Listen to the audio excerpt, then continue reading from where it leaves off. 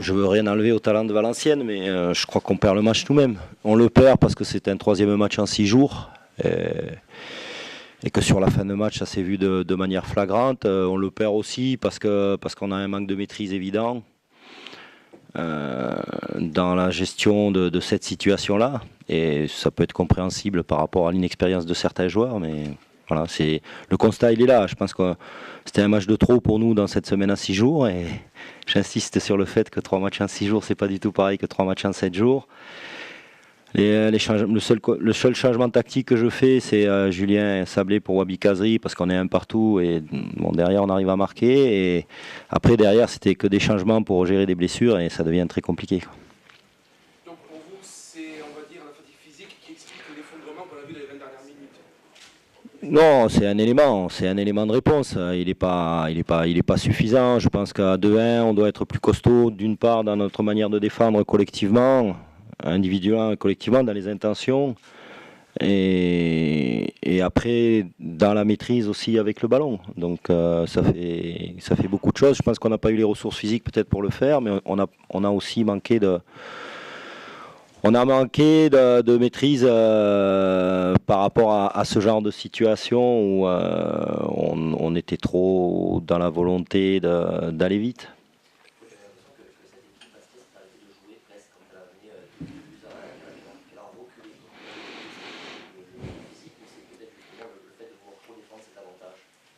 Oui, elle a évidemment trop reculé. Après, bon, Sylvain Marchal se blesse et j'étais obligé de faire 2 changements défensifs, quoi.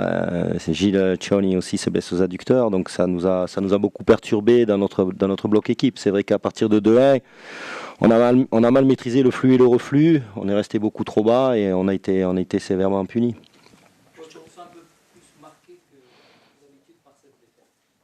Ouais, je suis très déçu. Non, je suis très déçu. Avant le match, je savais que ce serait très difficile. Le scénario m'a beaucoup plu, quoi. On prend un premier but largement évitable. On a la capacité de revenir. On mène au score dans un match où on est mené 1-0. Donc on a tout pour nous, je dirais, jusqu'à l'heure de jeu. Et après, quelque part, nous-mêmes, mais pour plein de raisons athlétiques, mentales, on perd le fil.